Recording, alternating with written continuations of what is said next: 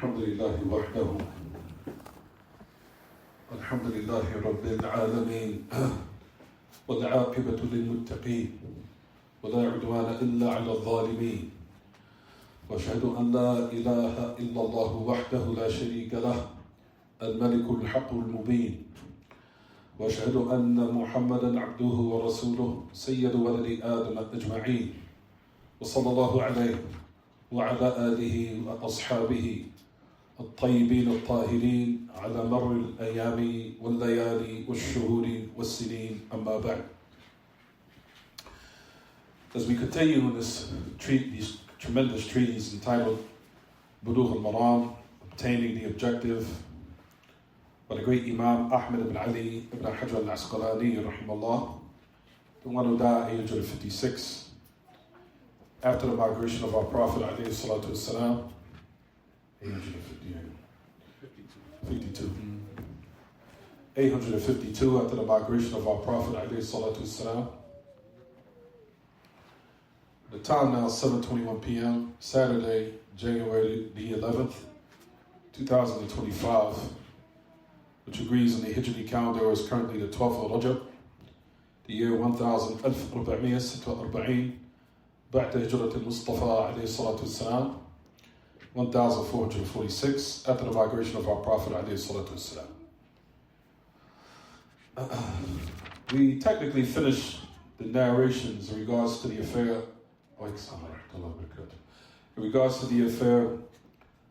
of nikah, meaning the subtitle. Generally, the title or the chapter is Kitab al-Nikah.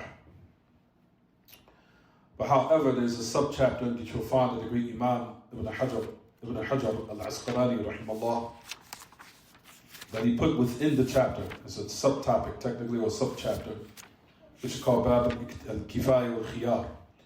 You'll find that Al-Hafiz Ibn Hajar that he classified subchapters under the general chapter. You'll find, for example, Kitab al-Nikah, but there's other subtitles and subchapters under that. For example, this right here. The new subtitle and chapter is this one. If you look and turn the page, what does it say after? Bab al-Ishrat al-Nisa. You see it, everyone? You turn the page, it says the chapter of the Ishrat al-Nisa. The good dealings of women. Good dealings or good treatment of women. As we'll talk about the word Ishra, what it means, or Mu'ashara. Mu'ashara or Ishra, as all of it means good dealings, what's comprehensive for the meanings such as good dealings, good treatment, all those matters as pertaining to that one word. That one word, like we said, comprises of all of those different meanings, as we'll talk about, inshallah. So, like we mentioned, if you go back to the subtitles, or the subchapters rather, we finished Bab al-Kafa'a, the chapter of adequacy and choice within nikah. So that was explained and finalized. After we, now, before we start on the next subchapter, everyone, before we start on that, just to do a little light revision of what the great Imam mentioned or why he mentioned it, so affairs could become more clear. For example, if you go back in the beginning of the previous subchapter, what does it say? Bab al-Kafa'a al-Khiyar, the chapter of adequacy and choice. You said adequacy. If you go back, let's go back to the beginning of that subchapter. You see it, everyone, in your books? Turn back to where it says Bab al-Kafa'a, the chapter of sufficiency or adequacy and choice. Do you see it? You have to turn your pages back. Everyone found it? You found it, Yasin? You found it? My apologies. Mustafa? Yeah. Muhammad. You found it? Abdul Salam, you found it? Turn, Yasin. 322. Is he in the copy as yours? Is that the same one? I think so. Yeah. What page is it? 322. 322. So if everyone would turn to page 322, you'll find clearly what does it say in regards to the subchapter. See it at the chapter of adequacy and whatever you want. Choice. You understand? Good. Well, kafa'a, as we mentioned, after we cover these narrations, and you return back to that main page, affairs will become clearer.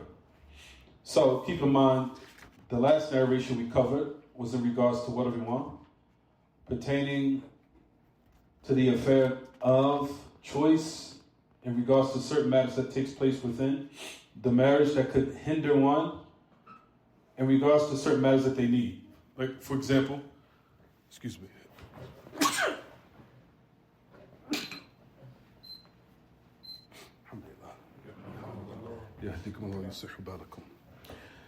In regards to certain affairs that one needs, for example, people marry and matters that are pertaining to what can hinder one from fulfilling their desires.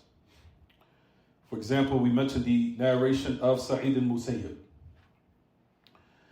You'll find it says, قَضَى عُمَرُ فِي الْعِنِّينَ أَن يُؤَجَّلَ سَنَةً. That Umar gave a decision or judgment or ruling that the man that suffers from unnah, as we talked about this last class, because unnah means erectile deficiency or erectile dysfunction, that a man cannot perform. So notice that Umar al-Khattab mentioned concerning this. This is to let you know how complete our religion is. In every aspect, it covers everything of what to do in certain affairs and how matters are to be conducted. Even to the point that we have narrations that cover these matters. And also this is concerning, number one, marriage. So generally you'll find Hafiz ibn Hajar, rahimahullah, the reason why he mentioned these narrations all correlates with what? The chapter. Why did he put it in marriage? Because this is something that's from the maqasid of marriage. It's from the what? The lofty goals of marriage, which is to protect one's what? Chastity. That's one of the what? One of the goals. One of. Not all. It's not the end all be all, but it's one of the goals. That people marry to also, whatever we want, protect themselves from falling into what displeases Allah. But in addition to that, notice the great diqqatul fiqh al-hafiz. Notice the preciseness or the precision of al-Hafiz ibn Hajar in regards to his fiqh. So notice he gathered in the qada, the judgment of Umar radiallahu anhu, not only between affairs that's connected with nikah, of marriage, but also he was able to make it correlate with the subtitle at the same time. So you see al-Hafiz ibn Hajar, he gathered between both matters to let you know how deep of a great understanding he had, rahimahullah. So he gathered between, number one, the main chapter, which is marriage, and the affair of choice of what was mentioned in this narration of Umar al-Khattab. Such as, what did it say? That if a person had this type of discrepancy, or they had this type of affair, or this type of test with them, then he said that they would be put off for a year. Meaning, not necessarily that's the time frame that a woman would have to wait. We mentioned this last class. Is it clear, everyone? A person might say, well, this is the time a woman has to wait. We say no. This is the limit. But that's not necessarily the time she will have to wait. So a person might ask, what does a woman do in regards to her protection of herself? What's the limit? That's a question we all need to ask ourselves. All right, in regards to the men, I think it's clear. In regards to the women, and the women have to answer the call of the bed or what have you, I think that everyone knows those narrations, inshallah, right? I know certain people online probably tell you saying what you're talking about. The narrations which is in the Sahih about the man that causes family to be intimate with him, that if she denies him, of course unjustly, we're not talking about things that are affairs that are justifiable. We're talking about affairs that are unjustifiable.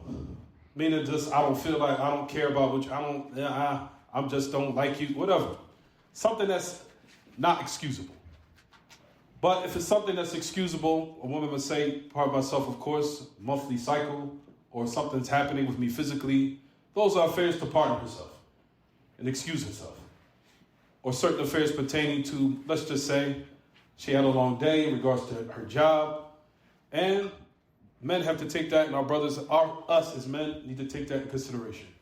That we live in a society and the economy that the women also now have to work. And who Allah subhanahu wa ta'ala is blessed with financial stability, where their families are not tested in their affair, then that's a ni'mah for them.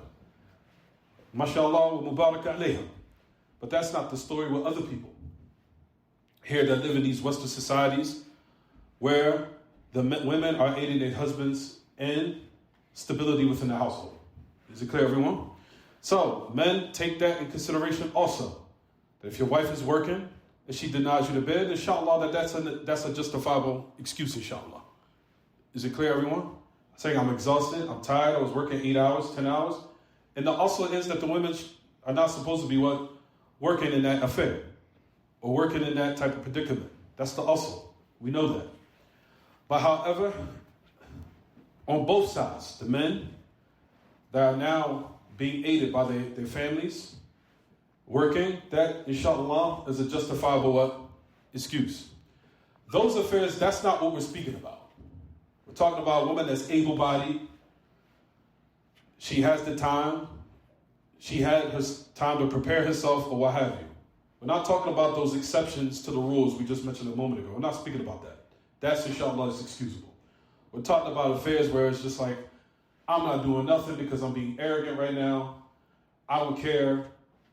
I'm just not doing it. That type of affair implies that the hadith of the Prophet ﷺ, of course, for the man that caused her to be, inshallah, intimate, that the angels will curse us, تَلَعَنُهَا الْمَلَائِكَةُ حَتَّى تُصْبِحْ, as it says in the narration.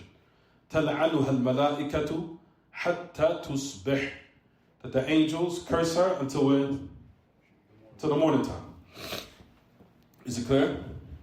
All right. Person might ask, for the woman in regards to the man, that's clear. What about the man that needs to be with the woman? Now the woman might ask, well, does that hadith apply for the man? We say no, but the ulama mentioned in regards to how they're supposed to now protect their wife's chastity, that she also needs to have her chastity also what? Protected. What is the hukum in regards to Islam in regards to the time limit? That's what we want to know. What's the time limit? There isn't, number one, we say there isn't any time limit. As far as the man with the woman. So what do we say? The ruling is any circumstance of what will be the time limit, and that goes from woman to woman, of what will be the means to protect her chastity. For example, certain women, they need to be intimate. Let's just say, for example, let's just say I need to be intimate 4 or 5 times a week. Or, once every 5 days. There's some women out there that's like that. Twice a week. Let's just be mature, everyone. Let's be mature. I know a lot of people laughing online too. Let's be mature. Certain women, once a week or twice a week. So, if a woman says that, and we're saying this, that's what I need in order to maintain my chastity. Is it clear? Then a man has to do his best to try to what? Accommodate her in that. You have to. So the hukum is of what will be the reason of maintaining her what? Chastity. And that varies from what? Woman to what? From woman to woman, or from one woman to the next. So that's the general hukum. As far as the Zahiriyah, the method of Zahiriyah, we just mentioned this as a side benefit. It's not the Qawl Rajih. Qawl Zahiriyah, they say marra min kulli shahr. They say once a month. It should be the time frame for the man to be intimate with his wife. Anything beyond that, then the man is after.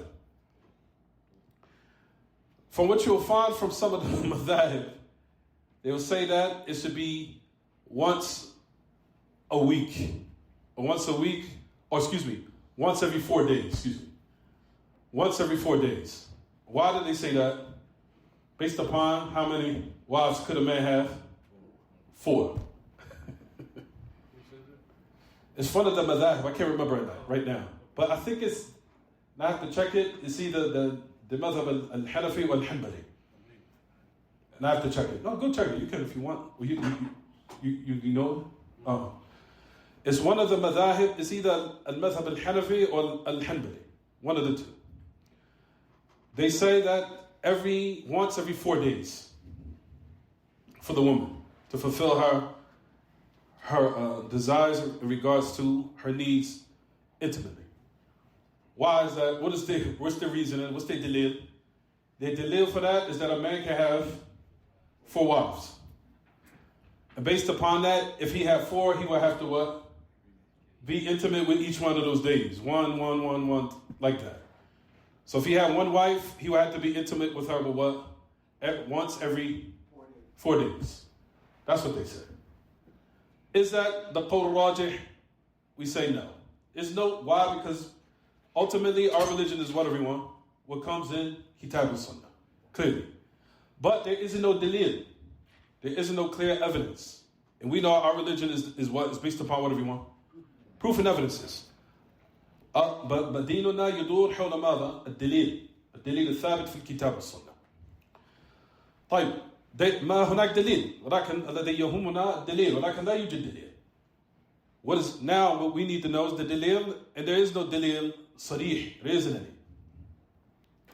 So that's the reason why Ahl al-Ilm came and said الذي يكون سببا لإعفاف المرأة يكون سببا لإعفاف المرأة. He said anything or the time frame that will be the reason of giving or protecting the woman's chastity. And that can vary from one woman to the next. And the woman will express herself saying, I need to be intimate, for example, twice a week. Some women can say, well, once a week is fine for me. Certain women is other than that. But if she tells you that, then a man has to try to what? Accommodate.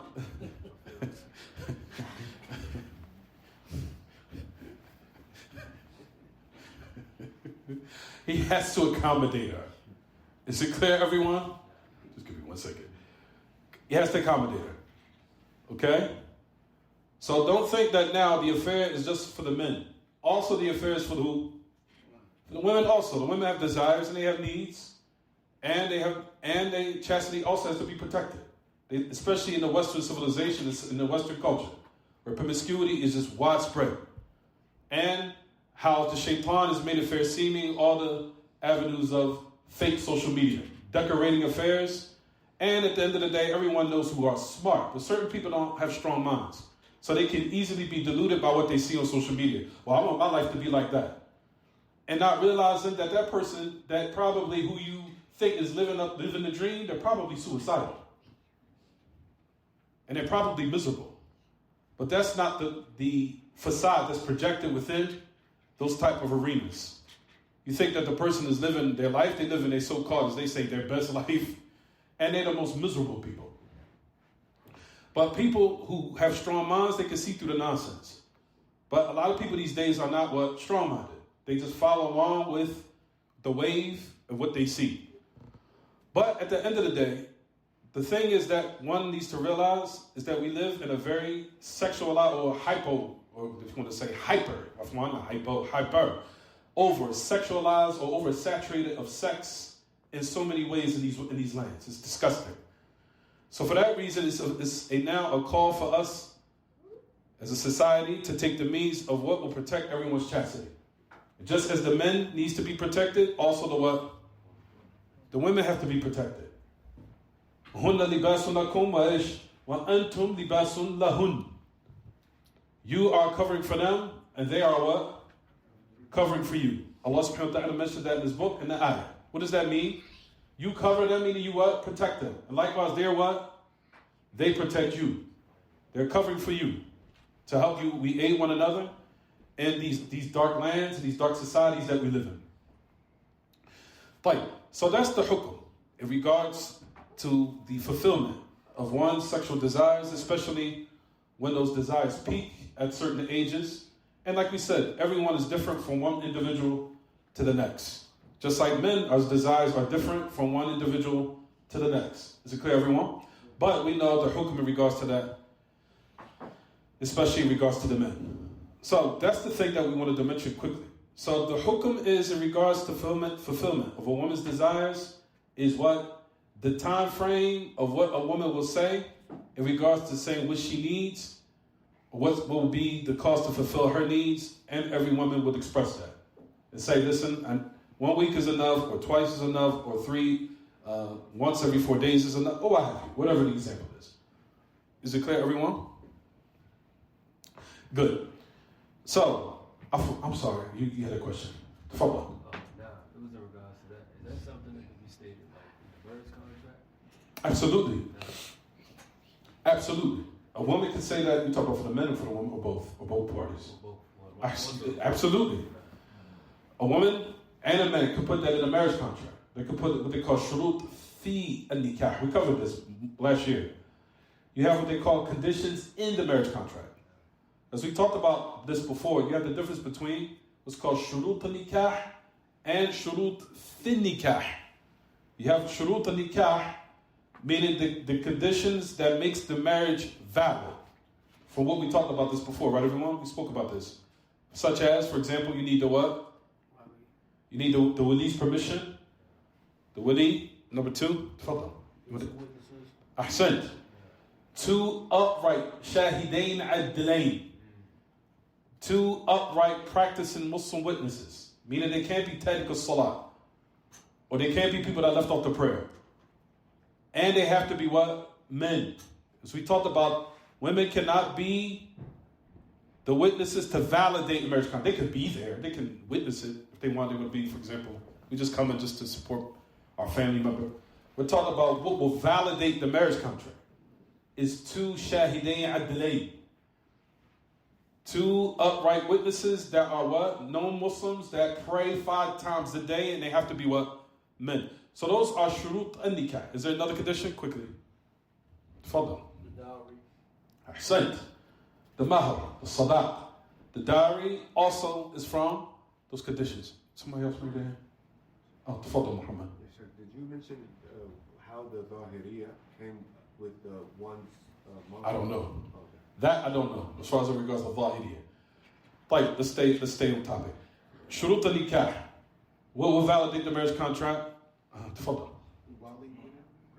We said that. We said that with you. Tafadhal. The people being, the spouses being content with each other? Absolutely. I mean, that's also, that's taba'an. But what's the, and also, what's the last one?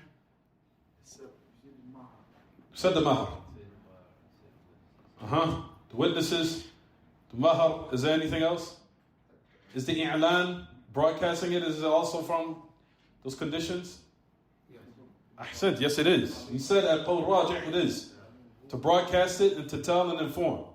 Also from those affairs. To make i'lan and nikah. طيب. That's shurut al-nikah. What about, we talked about this, there's a separate affair, which is conditions in the marriage contract. In the marriage contract. Meaning they're not necessarily what will validate it, like we just mentioned a couple of minutes ago, but they're conditions that could be stipulated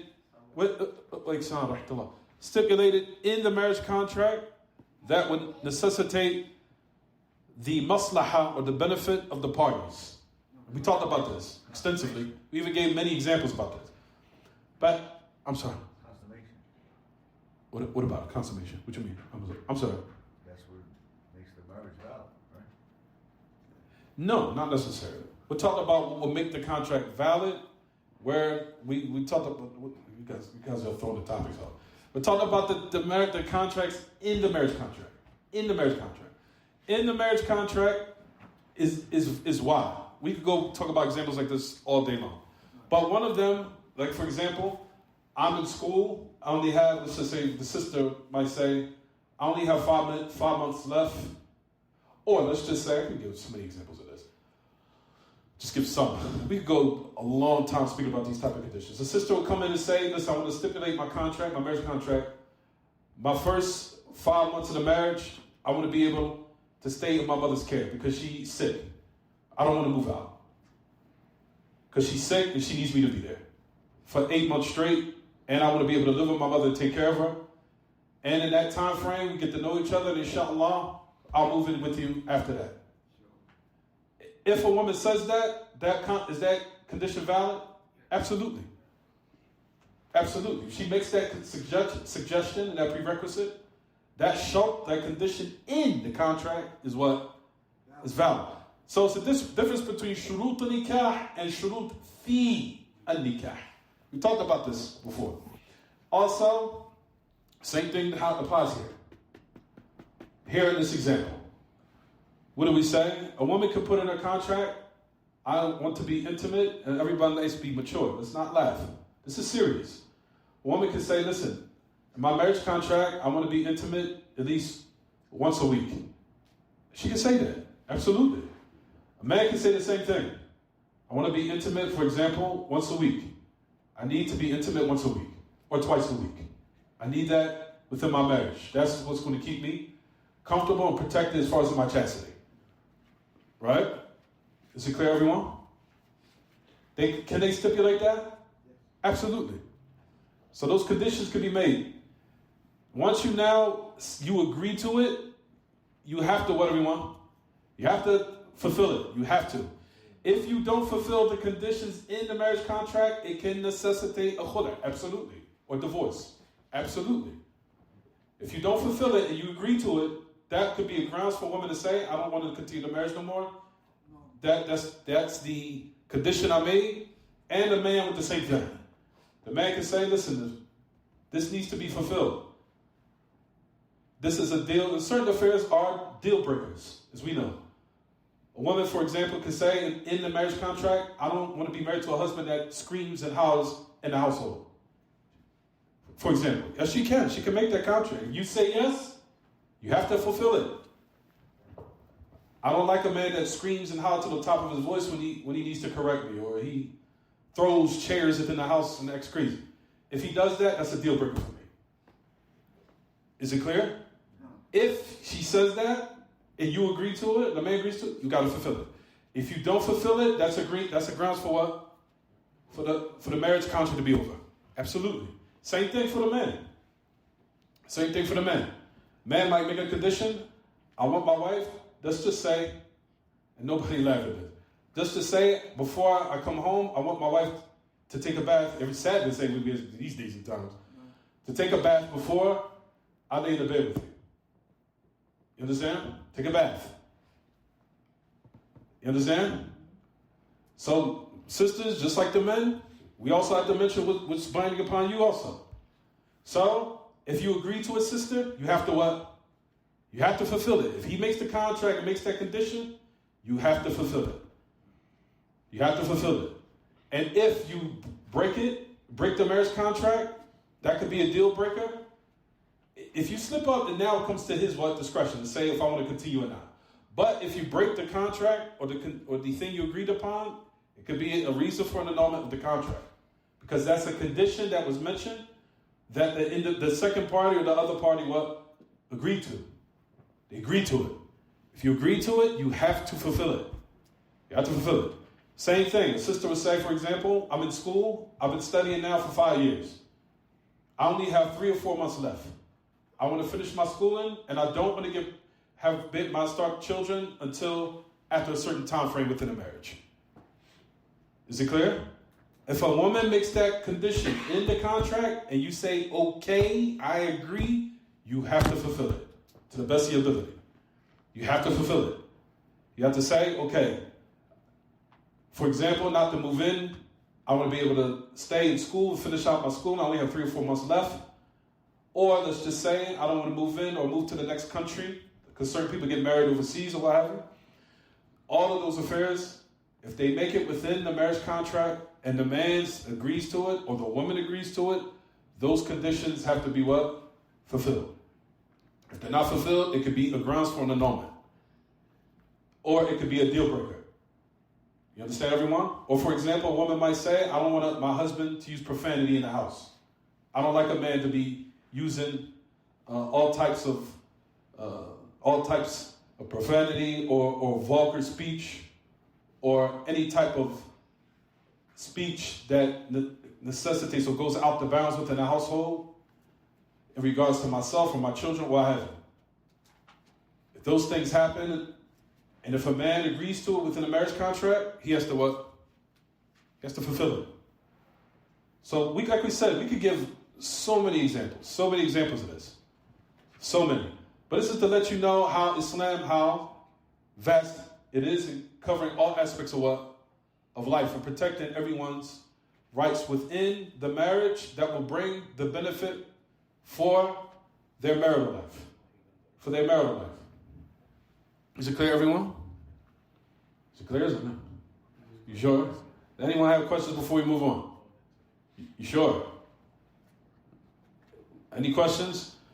So, like we said, if a woman or man mentions within the marital contract, just like the brother asked the question, I need to be intimate at least once a week or twice a week in the marital contract. If she says it. If she says that, you have, and you say yes, you have to fulfill it. And the same thing for the man. The man says, I need to be intimate with my wife once a week or twice a week. And when I come home from work, I need her to take a bath. Take a bath before I come in the bed or what have you. I laid in the bed to go to sleep or whatever. I want my wife to make sure that she has a bath and she's fully clean and have herself pretty or what have you. Like you said, now a woman can opt out now. Say, listen, I can't do that. Or she could say, for example, well, I could do it maybe 3 times a week due to the fact I have work or I have it. So those affairs need to be maturely discussed. All of this about everyone that a lot of people don't do these days is communication. That's all it's about. That's what it boils down to. Communication and knowing how to speak to one another. And being amicable in what everyone needs and what they are looking for. And it could come to a middle ground. A person could, like we said, these affairs could be discussed until everyone could come to some type of middle ground or agreement. Is it clear, everyone? Fine. So that's in regards to the narration. But before we move on to the new one, everyone, I wanted to review lightly based upon what the Hafiz that he said. So the beginning of the chapter, what did it say? Or the subchapter. Go back to it. What does it say? Bab al-Kafa'a. So let's read it quickly.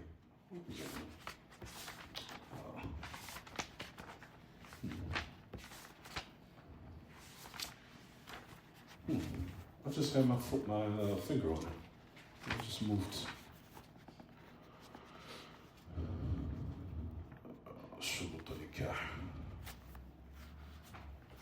I just had my finger on it. I don't know why. I lost my place. Kafa'a. Okay, just give me 1 second. I'm just going to find this. Oh, here it is. I think this is it right here. Excuse me. Here it is. You found it? Right. Notice that Al-Hafiz ibn Hajar, that he said, Bab al-Kafa'a. So, notice in the affairs of Kafa'a, we spoke about in the beginning, you have what they call Kafa'a Diniya. Kafa'a Diniya. For example, adequacy in deen, in religion. We talk about this also in detail. Like, in order for couples to marry one another, there has to be adequacy in religion. You understand what I'm saying, everyone? For example, the Muslim woman has to marry a Muslim man. For example. But however, the Muslim man can marry what? The Muslim woman and a non-Muslim woman from the people of the book with the proper conditions and prerequisites that's fulfilled. But I talked about this also extensively. Based upon what the great Imam al-Albani, and he gave a very, very excellent fatwa in regards to this or explanation of that. He's saying that the women of the people of the book these days don't fulfill that criteria of these days. You understand, everyone? He said, not saying that it will go back to the affair of how it will be later on. But he said, they don't fill the criteria these days. And he said, in addition to the Sahaba who applied that, how they applied it is not how it would be applicable in the Western society. For example, a man marry a woman from the people of the book, and she would live within the Muslim land. So what happened is the influence for her children would be still Islam. He said, now if you used to have children in the Western society, what will happen? What's the influence going to be? Christianity. Not only from the mother, the influence will come from the mother. But in addition to the society of how it's being ran, or the jurisdiction of the power of the society, the more of the pull and the influence will be upon kufr. It'll be disbelief. What the great Imam, Imam al-Albani, rahimahullah, mentioned is qawi, jiddan, very strong. He said that in regards to the Sahaba, when some of them did do it, the influence and the domination of the power over the family and the children were what? Was Islam when they did it, because they were still living in the Muslim land. Even from those affairs pertaining to the Western society, matter of fact, let me mention this quickly. The Western society, he said that if you used to have children there, and the jurisdiction of what you would try to now come in and say, no, I want my children to be Muslim. He said, what's going to happen in your country you live in the West? They're going to say, number one, the children have the option. You can't force them to do anything. And even if the courts are oppressive, they'll give them to the non-Muslim mother, then your children are really in a bad predicament. Especially if they decide to oppress you and put them under her care totally. Then all the other affairs of Christmas, Easter, and all those other different influences come into play. You understand, everyone? And all those affairs will be what? The dominant influence over your children, which is all polytheistic and all affairs of disbelief. I'm sure that everyone that studied these matters in the background of Christmas know all the different types of polytheism that is in it. So those type of matters, everyone, are affairs of why they say, and we're talking about the general hukum.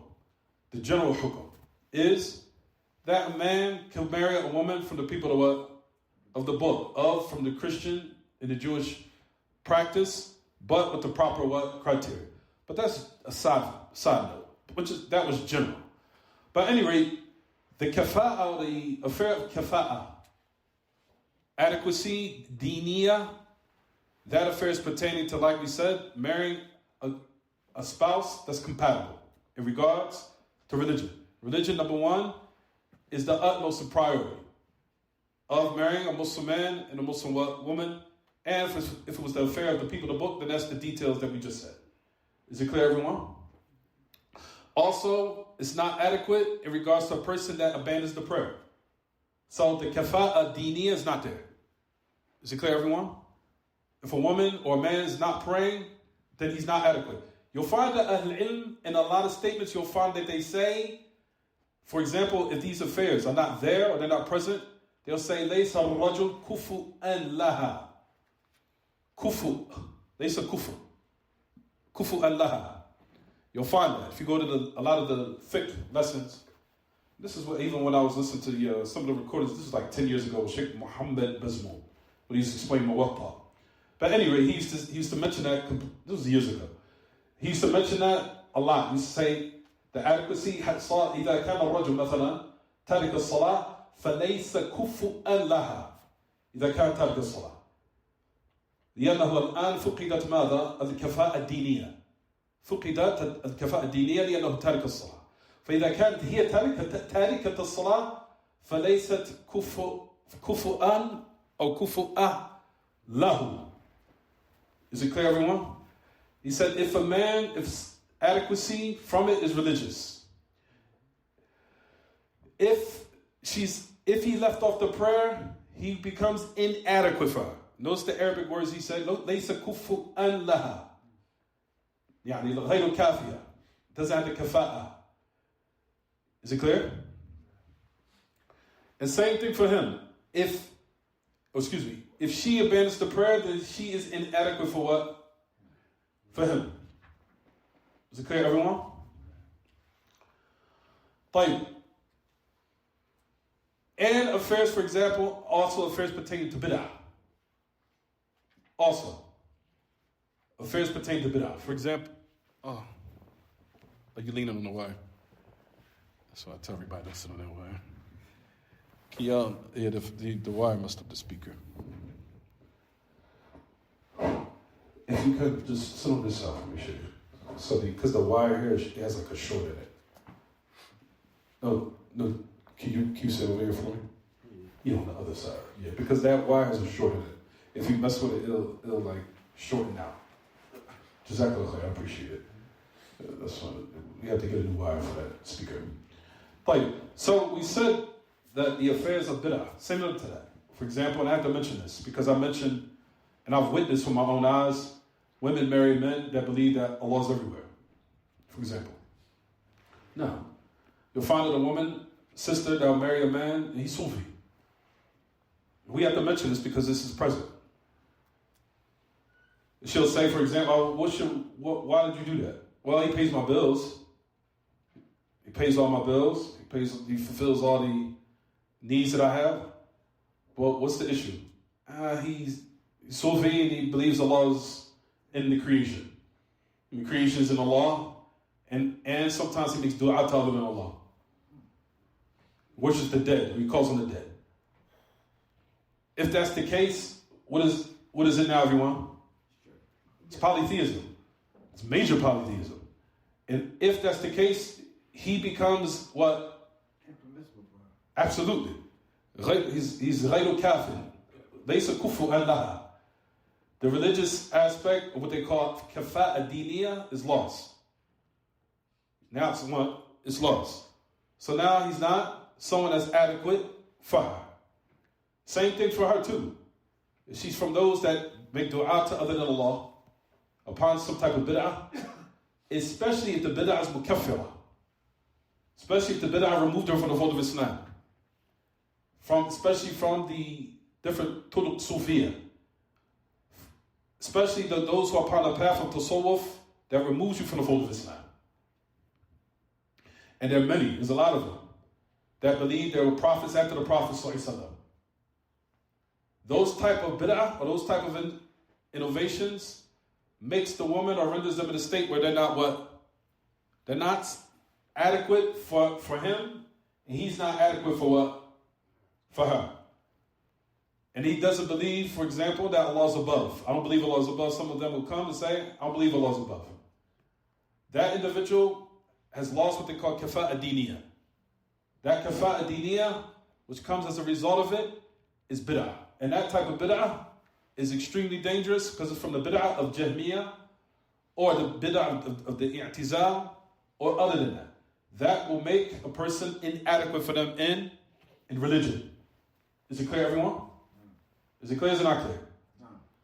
So those are matters that also needs to be discussed and people need to educate themselves on. These are very important. That's the reason why we're mentioning it. Because I've seen it with my own eyes. Sister, marry a man. You marry so-and-so, do you know he believes that Allah is not above? You know that, right? So what? What do you mean, so what? Well, he pays my bills. He pays all of it. What you think is more appropriate? That Allah be pleased or yourself be pleased? Or you're married to a man that Allah is displeased with? And the fact that he's just fulfilling your worldly desire or your worldly affairs, you're giving precedence to that over what pleases your Lord? But that comes from what, everyone? Education. Certain people don't take time out to learn their what? Religion. So those affairs that one needs to put love of Allah and His Messenger over the love of what so-called fulfills their needs within themselves. That's the matter that's what? Important and binding. That everyone educate themselves in. It's very important these days. Nobody wants to come home and you see their wife raising their hands and it's like, who you're invoking? Just the mere fact that you have doubt in that shows that individual is not adequate. Is it clear, everyone? No. Just the mere fact that you have doubt in that. Like, I don't know if she's calling on Abdul Qadir Jilani or I don't know who she's calling on. Are you calling on Allah? No, I'm calling on such and such. Woo. That's a problem. Major problem. You understand, everyone? Right. So those are the affairs that, like we said, is the first condition of why Al-Hafiz ibn Hajar rahimahullah, why he put it in the chapter. Is it clear, everyone? So number one, he fulfilled what's called kafa'a what? Diniya. Kafa'a diniya. Right. We also talked about Al-Kafa'a fil-Hurriya. We already spoke about that. Al-Kafa'a fil-Hurriya, in regards to the details, if a one was a slave or one was a concubine, for the women, of course. We talked about those narrations also. And I want to explain this too. How the slavery in Islam is not like the slavery in the West. It's totally two different things. We talked about this also in the previous classes. So one can't associate one with the other. Two different worlds, two different things. If we had some more time, I will talk about it again. But let's keep going. Then you have al-musawa bayna az-zawjayn fi an-nasab. We also talked about this. Also kafa'a in the aspect of lineage. What did we say about this particular condition? Is that a condition or not? We said no. So even though al-ilm do mention that in the chapters of kafa'a, doesn't necessitate that it's actually valid. But they do mention it. A person would say in lineage, what do you mean that a man who's, for example, a man that's non-Arab cannot marry a woman that's Arab, or vice versa. Or a woman that's an Arab can't marry a man that's what? Non-Arab. What do we say? That's not a prerequisite. Rather, you'll find from the Sahaba who were married, and number one, you'll find that they were married and their origin was non-Arab. And they married someone from the great Sahabiyat who was from min Samimi Quraysh. She was from the depths of the tribes of Quraysh. Meaning she was from the depths of the tribes of the Arab. And he was non-Arab. And they married each other. Which is to let you know that that prerequisite in kafa'a is not what considered. Is it clear, everyone? Similar to that, tribal. You'll find that they were from the companions who married each other from the Sahabiyat or from the Sahaba who are not known from known tribes. They were not known from what? Known tribe. And in addition to what Al-Ilm may mention in regards to the same, for example, also it opposes the hadith. I think you were here for this. 3 or 4 months ago. We said it poses the generality of the hadith of the Prophet ﷺ, where he said clearly in the hadith, "Man atakum, man tardawna bidinihi wa khuluqih, ana amurukum an tuzawiju. فإن لم تفعلوا تكن فتنة في الأرض وفساد كبير. وفي رواية فساد عريض." He said this type of affair poses the generality of the hadith. Where the Prophet ﷺ generalized. No matter if a person's white, black, wherever it is, whatever background they come from or wherever they are. It poses the generality. Whoever comes to you, the Prophet ﷺ generalized, you are pleased with his religion and you are pleased with his character, I command you to marry him off. If you don't do so, there will be widespread corruption. تكن فتنة في الأرض وفساد كبير. If you do not do so, there will be trials and tribulations within the earth and widespread corruption. وفساد كبير. And another narration said fasad عريض, very wide, corruption and evil. Which is to let you know the Messenger of Allah did not say whoever comes to your religion, but he has to be from such and such, or he has to be such and such color, or he has to be such and such from such and such tribe, or such and such lineage in order for that, or in order for them to be what? Cohesive between themselves. Is it clear, everyone? So those type of prerequisites are, even though Al-Ilm mentioned it within the books of fiqh, some of them are considered, and some of them are not what everyone considered. Some of them are considered what we just mentioned. For example, kafa'a diniya, so adequacy in religion. That's considered. Now, the adequacy in regards to what? In regards to nasab, we said that affair is not considered. Due to the fact that you'll find, even from the ulama, who are from the greatest of the scholars of our religion, did not come from well-known backgrounds, and you'll find that some of them came from backgrounds that also were by wala, meaning their families were what? In slavery. So they also were mawali, meaning they were free slaves. And then Allah blessed them where what came from their offspring was the greatest scholars in the religion. So we're going to say now, you're such and such scholar that Allah has preferred, you gave righteousness, knowledge, and all those other matters. We're going to say, you know what? I'm not going to marry you off because your family is from a bunch of what? Slaves. Is that acceptable in our religion? No. So that's the reason why they say that this particular condition is what? It doesn't have its place. Even though Ahl-Ilm do mention it. Is it clear, everyone? But there's no dalil in Kitab al-Sunnah that substantiates it. There's nothing in Kitab al-Sunnah that, what everyone? Substantiates it.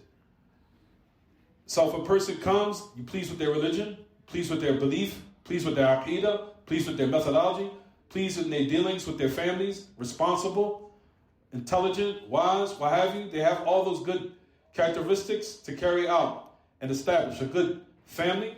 The Prophet ﷺ said what? Marry him off. And it's not a prerequisite that you have to come from such and such background that we know about, or such and such background that a family that we have to know for uprightness. How many people is the opposite? They come from no family members or righteous family, but then they themselves are not righteous. You understand, everyone? That happens also. They might come from a known family of righteousness and piety, but that individual specifically is not what? It's not righteous. That happens. So that's the reason why we say you can't. This particular prerequisite is not a prerequisite that's been affirmed or substantiated by Kitab al-Sunnah. Is it clear, everyone? Is it clear? So like we said, these affairs we already discussed and covered in previous classes. Like the next one, for example, al-musawa bayn al-zawjayn fi al-hirfa. We also talked about that. Equality between both spouses in hirfa. Hirfa means in a job or employment. A hirfa. Hirfa is like a amal, mihna, amal, shughul, wazifa. It's comprehensive for all those meanings. Employment or what have you. What do we say? Is this a prerequisite? We said no. Ahsant. We said no. Those particular affairs are what we just discussed. That, for example, a woman or a man has a particular job. You say, you know what? You work, for example, in being a carpenter. I'm not marrying you off. You understand, everyone? Due to the fact that I'm looking for such and such type of employment.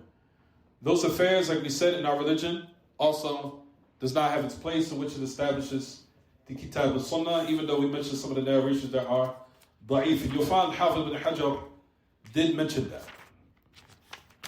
Some of the type of employments that are utilized weak narrations in this regard. We talked about this last class, maybe a couple months ago. For example, it says, Al-Arab ba'tum akfa'u ba'. Wal-mawali ba'tum akfa'u ba'. إلا حائك أو حجاما رواه الحاكم في مسنده. We already talked about this. He said that the Arab, they suffice one another. Or the mawali, the free slaves, suffice one another. Is this hadith, is this narration we said is what, everyone? It's da'if, ahsant.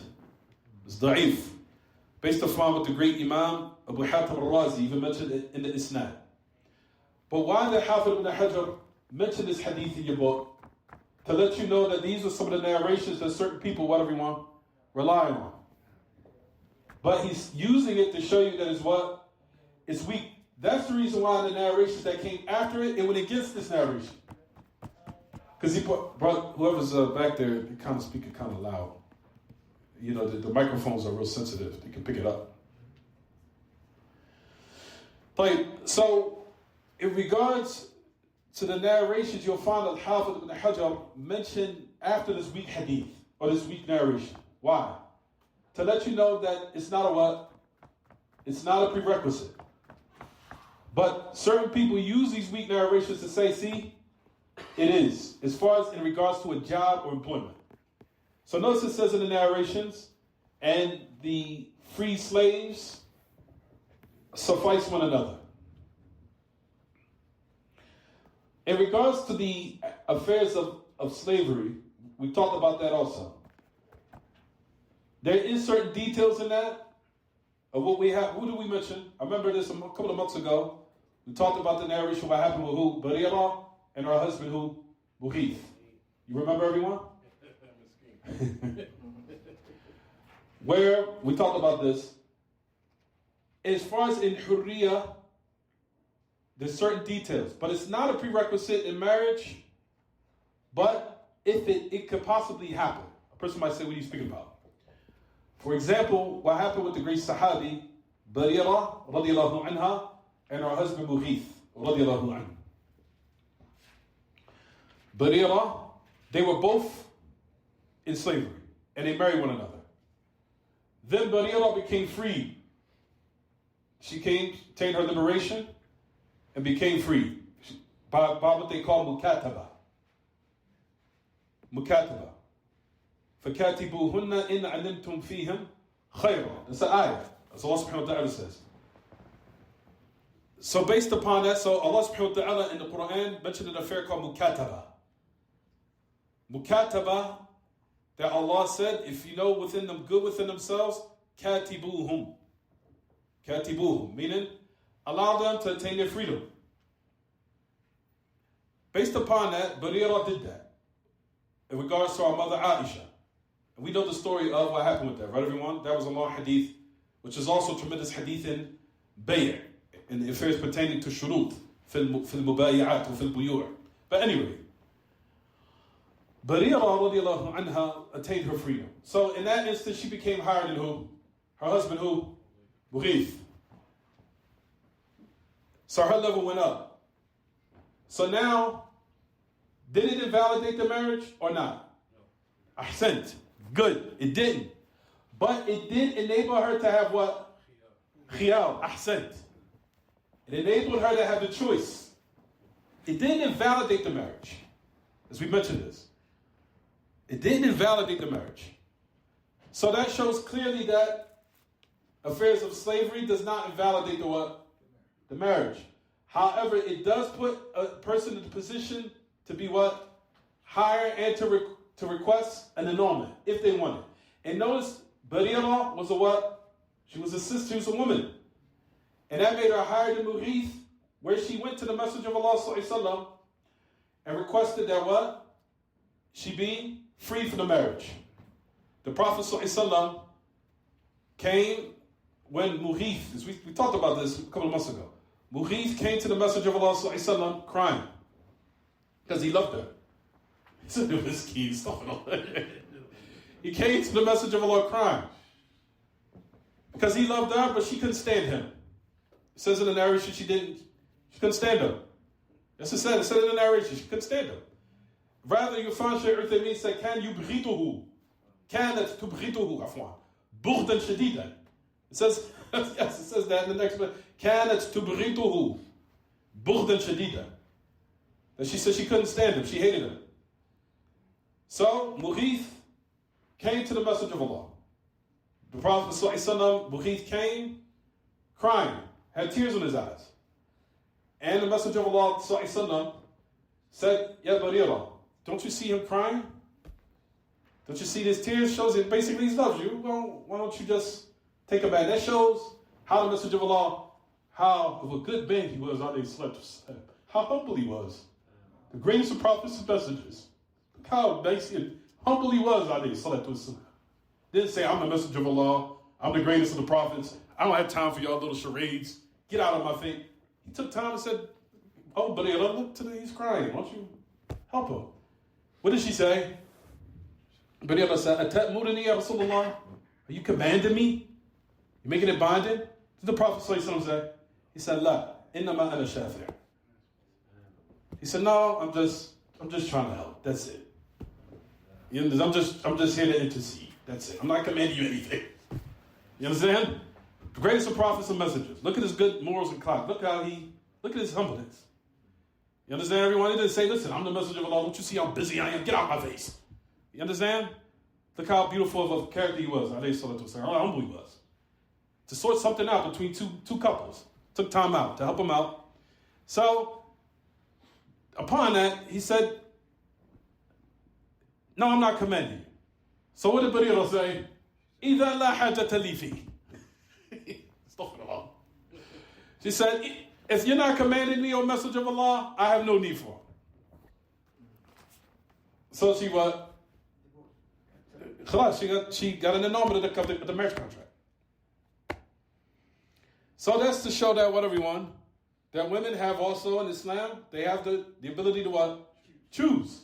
So don't say now, it's a religion, women have no say so how the Orientalists want to present Islam to be. It isn't. If you study these narrations, shows how clearly, how women in certain circumstances have the what? Have the choice. Is it clear, everyone? Is it clear? Good. طيب. However, this narration is da'if. No, not Mughith, not this one. Not the narration Mughith in the Buloogh is authentic. I'm going back to the book again. The narration of Abdullah ibn Umar. It said, إِلَّا حَائِكًا أَوْ حِجَّامًا. Except حَائِك. So that's talking about employment. In this weak narration. It's weak. So if a person did not know it's weak, they would think that employment was a prerequisite, that it had to be equality in employment. Right? It said ha'ik. Ha'ik means like a weaver, a person that uses things to weave with, or an instrument to weave. You know, back in the day, how the women would be to weave, and they would use like a wheel to go like this and sew stuff. That's like a ha'ik. Or they used to use things to sew with, or use instruments to sew with something, or weave something. So if the narration was authentic, and it's not, of course, they would think that that type of employment for a man was considered lowly. So for that reason, you don't deserve to be married off. Is that clear? Is that a prerequisite? Is that valid? No. Is it clear? So it says, إِلَّا حَائِكًا أَوْ حِجَّامًا. أو حجاما, a person that does the job of what they call cupping. So that type of affair we talked about also is not a prerequisite. A hajjam. So if he was a hajjam, that also is not a prerequisite. It isn't. Hajjam is a man that performs cupping. Is it clear? It was considered lowly back in the day because of how it was done. How it was done was where they used to take the cups and they would remove the blood by sucking it out with their mouth. Early on, they would put it on the cup of the cupping, and they would take their mouth and the blood would come out. So that type of blood being drawn without a body from a person's body, and they doing that, certain people would be like, that's disgusting. You understand, everyone? So that's the reason why in the earlier days it was considered something looked down upon. Like, ooh, it's an employment you do, ooh. You understand? But that's not the case. Especially in these days and times, where the procedure is totally different. A person doesn't have to put their mouth on it and suck the blood out. Is it clear? However, and in addition to that, this narration is It's daif. It's weak. And like we said, the other narrations that Al-Hafiz Ibn Hajar that he mentioned after are narrations that go against this narration. So a person might look in the chapter and they think, why is Hafiz Ibn Hajar mentioned this narration? Then the narrations that he's mentioned after, it looks like it's going against it. That was strategic. Why? Because he wanted to show clearly that narration is what, everyone? It's daif. So that's the reason why he used these narrations afterwards in order to now declare the narration before, like we said, with his narration to be daif. That's in brief. So this is what we covered in the class. We'll just mention it before we move on to the next narrations because that will freshen our memory. And it help you, كما يقال يساعدنا على تثبيت المعلومات في أذهاننا وفي أذهان السامعين والطلاب. فنحن نذكر ونعيد ونراجع على سبيل تثبيت المعلومات في أذهاننا. Is it clear, everyone? So we just now mention these information in order to establish it within our memories. That's all. على سبيل المراجعة, or to review. Is it clear? Good. So let's keep going. Al-Musawa, also you'll find that Hafiz he mentions Al-Musawa بين الزوجين في اليسار. في اليسار. What does that mean? We mentioned this. Equality in a marriage as far as in yasar. What does that mean? We mentioned this. What does that mean, everyone?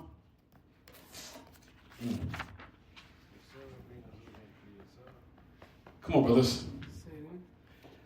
The equality or sufficiency in marriage in the affair of what they call yasar. What does that mean? This is the reason why we like to review. So I'm glad, see? This made me happy. The fact that you guys forgot, sarrani jiddan. That's good. So now we can go over it again. No, we're not going to go over it extensively like before, but lightly. Huh? What does that mean? Go in your books. Yes, sir. Don't give me takhmeen or hads. Takhmeen in Arabic means guessing or educated guess. And hads also means guessing too. لا تحدث ولا تخمن. لا تعطيني تخمينا ولا حدسا. نريد جوابا جازما. يسار. ما هو الحديث؟ You guys have to look. Give me a little bit to help you. Huh? What does that mean? Yasal. Adequacy in marriage and yasal. What does that mean? I'm glad we went over this again. I'm glad. Alhamdulillah. What does that mean, everyone? Huh? Give us a hint. You. I helped you guys enough. Come on. Who wants to guess? Or matter of fact, I accept. All right, I'll give you a hint. I'm taking a guess now. أنا الآن أنا أستقبل منكم مجرد تخمين. أعطني تخمينا. Give me a guess. تخمن. هذا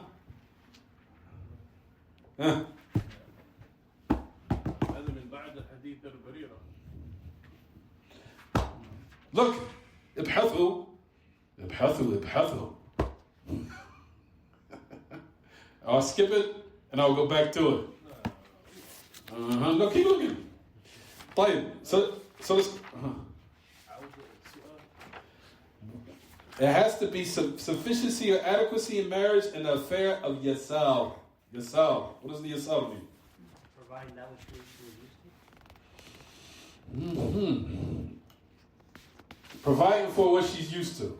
Is that correct or not correct? Nice. What did I just do with the page again? I just lost my page. Any of the sisters online can give me the answer? Watch the sisters beat you guys. Huh? What does yasal mean? Yasal means, and Zayd was correct. Zayn or Zayd? Zayn. Astaghfirullah to be there. Zayn was what? Correct. In regards to what? Provisions. Provided. Or in the aspect of, if you want to get more more accurate, in regards to affairs of provision or their financial status, just to be adept. Financial status. Meaning, can a woman rich marry a man that doesn't have much? Is it clear? See how complete our religion is and extensive it is and how deep it is? Covers everything. Can a woman that's rich marry a man that's poor or impoverished? Or the opposite. A man rich marry a woman that's what? Impoverished. Or comes from an impoverished background. Oh, Adam. Are those prerequisites in religion? What did we say? We said no. It's not. You'll find that ulama have mentioned this also. That's not a prerequisite. It's not a prerequisite at all. They have to be equal in regards to their financial status. That they have to be exactly or accurately or precisely equal in those affairs. Is it clear, everyone? Good. Ahsantum. Mumtaz. So that in brief, that was in regards to adequacy. Right, everyone? That was in regards to adequacy. What about khiyar? Khiyar, we gave a little bit of some glimpse of that. Pertaining to Barira and Mughith. Where she, at the time, was a slave. And he was a slave. Then she became liberated, and it didn't invalidate the marriage, but she had the choice now to what? To annul the marriage contract. To say, now I want out of the contract. And we know that the story was utilized for that affair also. That was the opportunity because that showed that she was married to someone that she wasn't what? Happy with. She was married to someone she wasn't happy with. So it just so preordained that that was the way she also utilized to get out the marriage. Stuff it allowed to be there. You understand, everyone? A person that also, that's a lot of women, that's their state. I think, like I said, I think that's a mental survival technique that Allah put in women. Because they only can have what? They only can have what? One husband. So, but when men can, if they have the financial means, they can have what? They can have 4 wives. If they want it. Women can only have what? One husband. So Allah knows best. They sometimes in predicaments, but they might not be happy with the individual, but they'll say in their mind, he's a good father, he's religious, he does have money, financial stability. I don't really like him, but what can I do? You understand? There's a lot of sisters out there that are like that. A lot of them. Yes, they are. I don't think no one wants to be married to somebody like that. But you'll find women, they do it all day. Even though they say fake it till they make it. But some of them never make it. The only thing that means make it is that either he dies or something happens where the divorce happens so she can finally say, whew. You understand? But other than that, certain women are in predicaments where they're not happy. But they're staying in there because they're adding up all the what? They're adding up the whole situation. He is a provider. He is responsible. He is this. He is the. I'll just stick in there. You understand? But at the same time, we know this affair. Does it have our place in our religion? Not necessarily. The first khula in Islam was based upon what? What happened with Fatima bint Qais? What happened with her? She said, "O Messenger of Allah, I don't find anything wrong with him. Nothing. Prays at night, he fasts, he's an upright individual. My heart just doesn't like the way he looks." Said that to the Prophet ﷺ. I can't look at him. Look how realistic our religion is. They were human beings. Realistic situations. It happens. This happens. So the Prophet, she said, except that I hate kufr in Islam. She said that me remaining in him is now going to is going to make me be a reason for what? Falling into something displeasing to Allah. So she put her love of the religion of Allah and His Messenger over her what? Over her affair to know that if I stay with him, I'm going to fall into something that's displeasing to Allah. What did the Prophet ﷺ say? He said, أَتُرُدِّينَ عَلَيْهِ حَدِيقَةً? Will you return his hadiqah back to him? She said, yes. That was the dowry. So that shows that the khula is with the return of the dowry, of course. He said, then he went to, of course, the husband said, she told him, turn his dowry back, and taliqhu tatliqha, meaning agree to the dowry, basically. Here it says, agree to the khula. That's what it means here. But the point of the narration is to show clearly that a person can have all the criteria fulfilled within the individual. But for some reason, their heart just doesn't like him. And she was a woman in that predicament. Did the Prophet ﷺ say, listen, you're a woman, be happy, you're just ungrateful, you're just... No, the Prophet ﷺ took into consideration what? Her situation. She said clearly, if I stay in with him, I'm going to fall into something displeasing to Allah and His Messenger. She said, I detest kufr in Islam. Meaning not kufr of leaving the fold of Islam, but what does she mean by kufr here? Kufr amali. Kufr of the actions, meaning sin. I'm going to fall into sin. Is it clear? If I stay with him, I'm going to fall into sin. I might come up short in fulfilling his duties because my nafs cannot do it. You understand, everyone? Realistic situations for real life what? Human beings. It's not horrible. It's just human beings. Same thing. Men don't do the same thing. How many, I've heard brothers for years in dawah. Beautiful sister, she pray 5 times a day. What's wrong with her? I'm just not attracted to her. You can't find other things to look at her? Well, she pray 5 times a day. Yes. She got good hygiene? Yes. She does everything good, responsible for church? Yes. She helps you? Yes. Oh, why can't you? I just can't be attracted to her. I can't do it. Okay. And so no matter how much I tried to bypass certain things, the brother says at the end of the day, I can't what? I can't do it. I just don't like her. You understand? Isn't that real life situations and not everyone? Yes, it is, absolutely. she can be in the back. Say yes. Is it clear, everyone?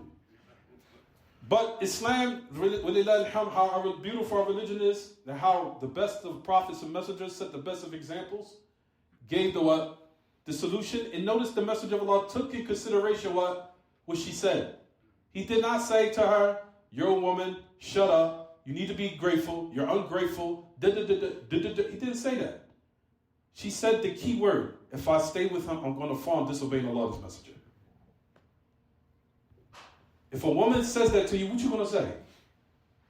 She's going to fall and sin with Allah's messenger. That's nothing you can do. And the same thing with a man.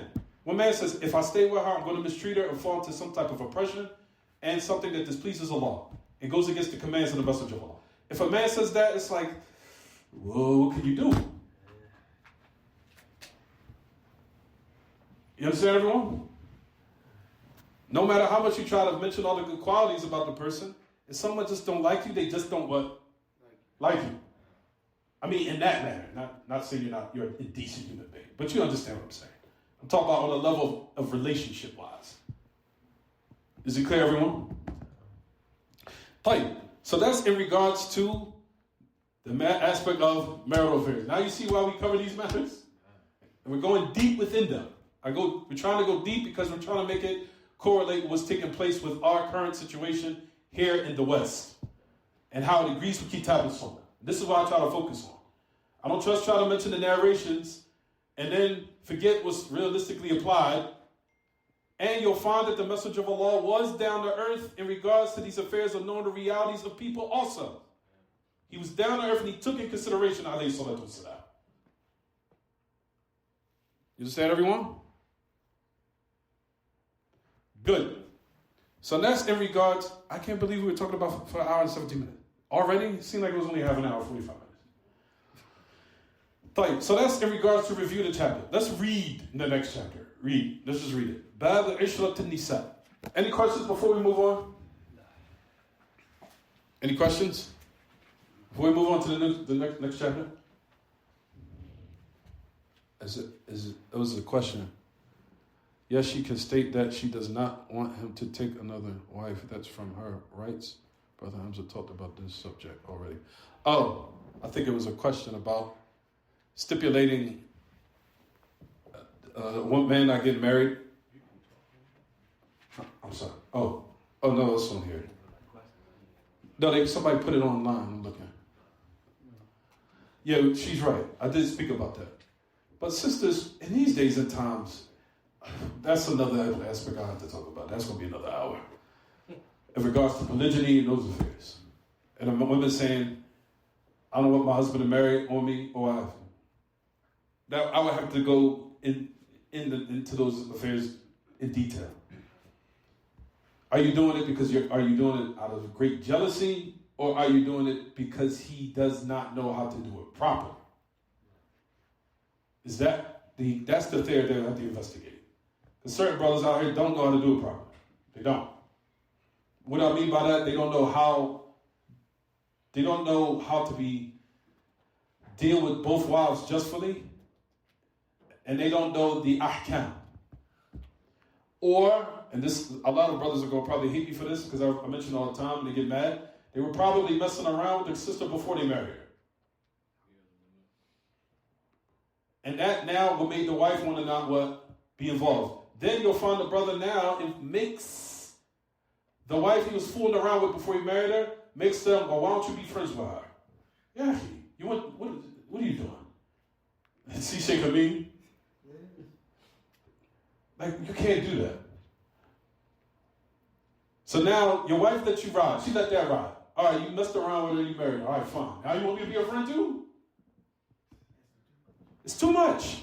But there's brothers out here that will do that. And I have came down on certain brothers about that. And you know, of course, they're going to make me look like I'm the enemy, of course. But that's the affair of what happened. And I told them, I said, she forgave you for the nonsense you did before. And then you want now to be friends with her too? You don't think that, you really think that that's correct? And they just sit there. Yeah, come on now. You understand, everyone? We have to be just. We have to be just in these matters. So, those are the things that have to be investigated. Those are the things that have to be investigated. So, those are the things that we spoke about on numerous occasions. And these are the things that cause us why things are the way they are. So, let's keep moving. Let's read the next. Play. Bab Ishat Nisa. Matter of fact, these narrations are going to cover that topic. It is. Bab Ishat Nisa. عن أبي هريرة رضي الله عنه قال رسول الله صلى الله عليه وسلم ملعون من أتى امرأة في دبرها رواه أبو داود النسائي واللفظ له ورجاله ثقات وعن ابن عباس رضي الله عنهما قال رسول الله صلى الله عليه وسلم لا ينظر الله إلى رجل أتى رجلا أو امرأة في دبرها رواه النسائي والترمذي وابن حبان وأعل بالوقف. And this is what we'll talk about next class. I can't believe it's an hour and 20 minutes passed by that fast. On the authority of Abu Hurairah, that the Messenger of Allah ﷺ said, one is cursed who is intimate with his wife in her backside. Is it clear, everyone? Within her anus. So, that's the first one. The next one is, Allah will not look to the man who comes to and be intimate with another man. Is it clear, everyone? It's intimate with another man. And a woman, both, within her what? Within her backside or her anus. Is it clear, everyone? Play. So we have these narrations. And we'll talk about it, like I said, in detail next class. It's okay. 1 hour and 22 minutes. Wow. I'm talking that long? Play. Anything about the lesson, anyone? We'll talk about this in detail next class. Like I said, in regards to the affairs of polygyny, those things are going to come up. Polygyny and time and breaking down of time, all those affairs will be discussed. Don't worry. Not within this chapter, but within the chapter in Nikah, in general, towards the end. That'll be mentioned. Yeah. I'm sorry. What was you saying? On the outside, I look forward to explaining one after that. Good. You mean the narration, right? At the next one? Oh, it's those who been Isa. Whoever believes in Allah on the last day, do not harm his neighbor. Okay. Any questions about the lesson, anyone? Anything? Nothing? Anything? Nothing at all? No, تفضل. No, yes. No, is there, No, you good. is there anything of the, that's invalid in marriage contract? Like, You mean شروط النكاح or في النكاح? the condition in In the marriage contract. Yeah. Absolutely. There could be certain, we talked about this. Good question. Yes, he said, is there conditions in the marriage contract that is considered unacceptable? Yes, there is. Absolutely. Even the great Imam Ibn Uthaymeen mentioned that. He said that there are conditions that you can make in the contract that are batil, based upon the hadith of Barira. And that hadith is not only just for Kitab al-Buyur. It's not for just business contracts or business transactions. It's also and it's general for conditions in marriage also. where the Prophet ﷺ, when he talked about the affairs of the rights of Barira, where they were supposed to be also given to Aisha, not just remaining with the family. I think we talked about this. The Prophet ﷺ said, what happened was, we'll just mention it concisely. What happened was, when Aisha radiallahu anha, when Barira wanted the mukataba, when she wanted to get her or attain her rights of liberation, Aisha said, I'll help you with the contract, what they call mukataba. I'll help you, don't worry. So, the money, she paid the money, of course, to the family that Barira was under their care. But the family, when the rights were turned over to Aisha to help her be free, basically Aisha wanted to purchase the rights and then free her. Right? Then the family said, no, we'll let you purchase, but we want to keep the wala. We want to keep the rights of her still being liberated in regards to the transferment of the wala, meaning the former family cannot be transferred over to you. It still remains with us. What was that for? To benefit from her inheritance. Because if the wala remained with her, even though it transferred to Aisha, they still get the benefit of the what? The inheritance money, if there was inheritance. So the Prophet ﷺ heard that. He said, no. So the Messenger of Allah ﷺ came upon and announced it for the people. He says, what's the problem with so-and-so? That they were, now يشترطون في كتاب الله ليس ما بال أقوام يشترطون ليس في كتاب الله كل شرط وكل شرط باطلا ليس في كتاب الله فهو باطل. Is the Messenger of Allah كما قال عليه الصلاة والسلام. He said, what is wrong with certain people that they make conditions that's not in the Book of Allah? Every condition, of course, that goes against the Book of Allah, that is a shart, that is what? Batil. It's rejected. And it's invalid. So the Messenger of Allah, at the end of the hadith, he said, إِنَّمَا الْوَلَاءُ لِمَنْ أَعْتَقْ. He said, the wala is for the one who's liberating. What did that mean? That the family has to pass over what? All the rights to the what? To Aisha to free. The rights of when she purchased her, of course, and when she freed her, and the wala goes to who? Aisha. They can't keep it. Everything has to go back to the person who helped her in that particular contract, what they call mukataba. So she can get her what? Her right or her freedom.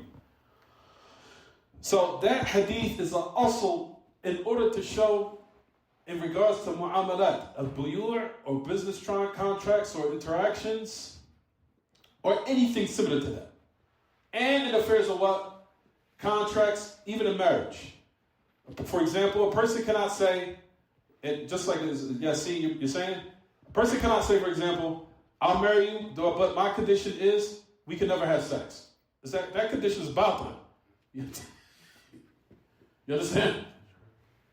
Can't make that condition.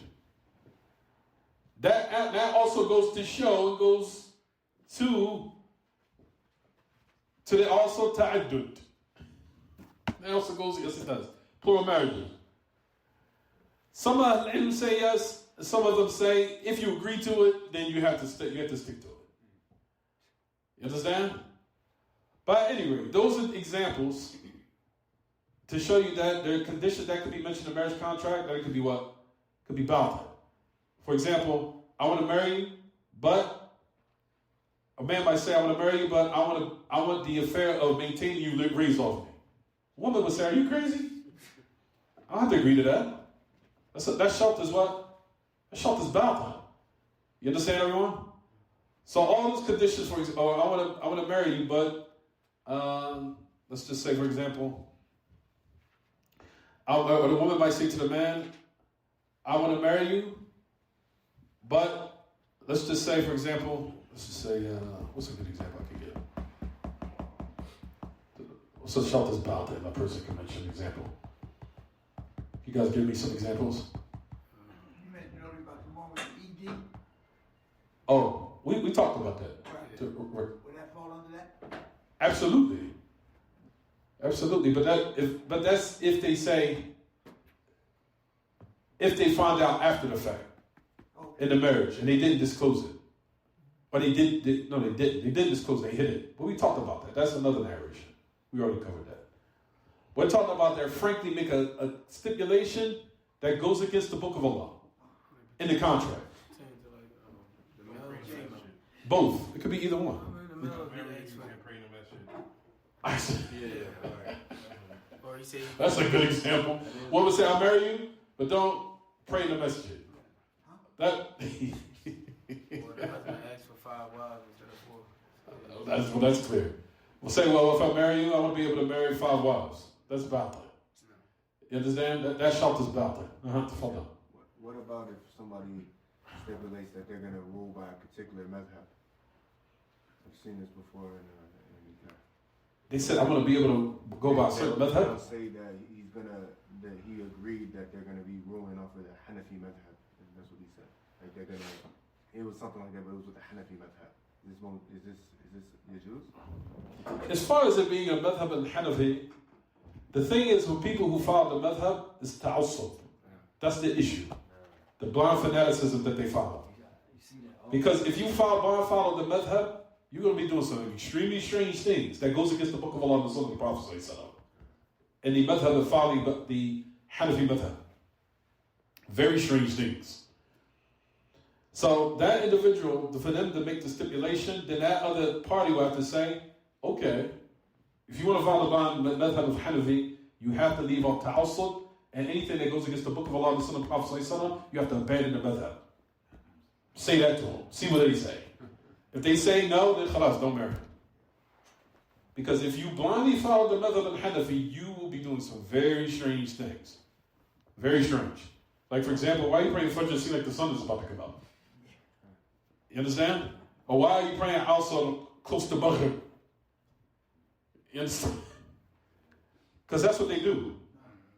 They don't pray also as soon as it comes in. They wait kind of close to what Maghrib is about to come in. And I'm sure a person that's following the Sunnah, they see something like that, they'll be like, ooh, I don't think I'll be able to tolerate this. This is strange. There's some very strange things here. You understand, everyone? Tafadhal. What if a man, right, he marries a woman, they talk about like domestic rights, funeral rights. Say it again. I said, what if a man marries a woman after the marriage? Uh-huh. And then they speak on like, you know, if she passes away, or the man. And she says, well, I left it up to your blood sister to help aid and assist. You know, close to. Aid and assist on what though? Like if she was to pass with all the funeral rights and all that, janazah and everything, from inheritance and things of that nature, like who will get the possessions, money, things of that nature. She would have to put that in her inheritance though. Oh. As far as in regards to her wasiyah for inheritance. That's why those things have to be mentioned in that. Oh, okay.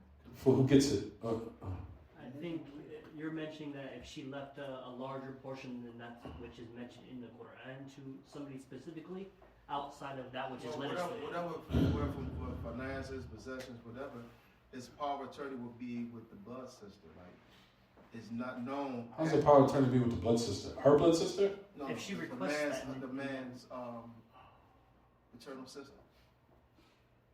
The man's maternal sister? Yeah, maternal. Yeah. Be in charge of your wife's inheritance? And everything. Yeah, everything from. No, you can't do that. Not in the Kitab and Sunnah. I never heard of that. Allahu A'lam. I've never heard of that.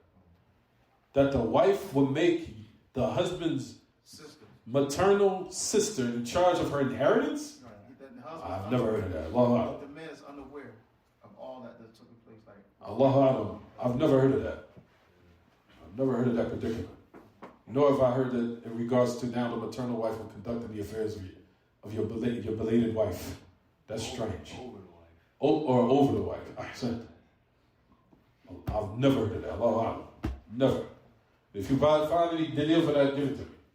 I've never heard of that. Is that part of the power of attorney? The power goes back to the husband. Right. And if there was something that why she does that, she has to be frank of why. What's the reasons? You can't just do something and nobody know the reasons. Well, let me ask you this. What the woman said, the wife says to the husband, you probably be inconsistent, you won't be reliable to execute everything.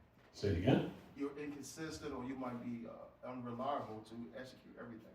If I was to pass away, She has to deliver that? it's just coming off the top of the dome.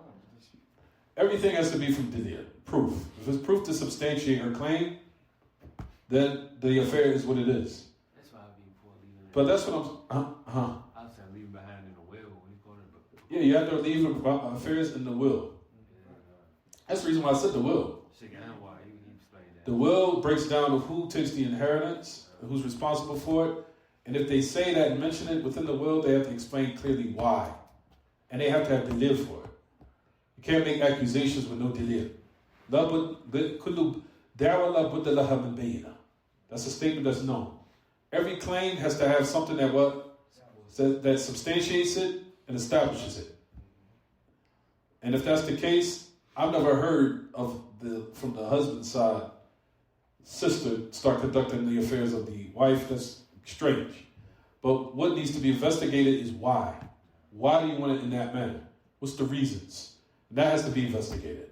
That's something that has to be investigated thoroughly. Okay? Can't just give a straight answer like that. That type of matter has to be thoroughly investigated. All right, everyone? Anything else about the class? Somebody sent me a question. They said, like, can someone write a contract while being married? Absolutely, they could. They could make a contract in the marriage while the marriage is there. Absolutely. Like after the fact. You mean after the fact because they didn't know about what we were explaining throughout the lesson? It's at the bottom of the top. So they already married and then after the fact. Where is it at? Amending the contract, adding conditions. I could then. At any rate, if they didn't know, then of course now they would come and make a contract. Absolutely, they could just come now and say, "Listen, in order for us to get on one page with certain affairs, because I think it's not being cohesive between us because certain things are taking place, we need to write a contract in the marriage contract." Absolutely, they could do that now. And these are my deal breakers. My deal breaker is this and this, from the man's side and from the woman's side. Not just one, both sides, to be fair. The woman say, my deal breaker is this, and the man say, my deal breaker is this. In the contract, such and such, let's stick to it, and they'll bring some type of resolution to whatever they're facing. Anything else, anyone? But it's almost 1 hour, 40 minutes. One question. Follow. So if say a person is married, right? The wife is fine with polygamy, right? Mm-hmm. She She reneges. But she doesn't want, her husband to be communicating with the other wife in the house. Because she put that as a contract? You mean because she mentioned it as a condition? Yeah. She can. What if it wasn't made as a condition prior to the marriage? They will do it now. Just that goes with what I just said. They would do that now. If you want to agree. But the man, there has to be agreement though. You have to. If you agree to it, a person online, women are probably saying, "What is he asking?" What he's asking is, a man gets married, he's okay with polygyny, but she doesn't want him to talk to her in the house or be on the phone or was that? Am I understanding that right? To the other wife in the house. Yeah. No. If he agrees to it, then yeah. If he agrees to it, then yes. Like so. If he agrees to it, yes, absolutely. But why? Ask. What's the reason? Is it out of jealousy? Because certain things do come up. Emergencies might come up. Children. Exactly. So it has to be looked into. Why? What's the reason? Or what is the thing that makes you uncomfortable? I mean, take in consideration of situations I've seen and heard. Sometimes men get a little too comfortable. The wife will be upstairs and she's hearing laughter. And she's like, okay, I mean, all right, fine. I understand the marriage. You're married, but all right, just maintain respect. You understand? And that's the thing that certain people, I think they don't maintain.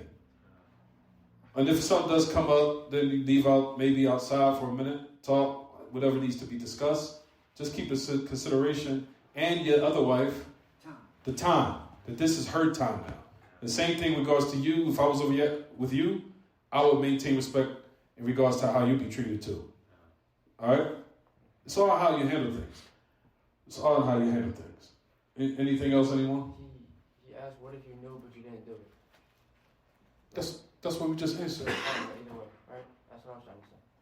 Yeah, they just make the contract now. Nothing wrong with that. They would just still do it now. They didn't know. They didn't know, so they'll just make the contract now. He said, what if they did know, but they didn't do it? Doesn't affect the marriage. You mean does it invalidate it? No. But in order to get themselves on point, let them make a contract now. We'll stop here. وصلى الله وسلم وبارك على نبينا محمد وعلى آله وصحبه وسلم سبحانك اللهم وبحمدك أشهد أن لا إله إلا أنت أستغفرك وأتوب إليك.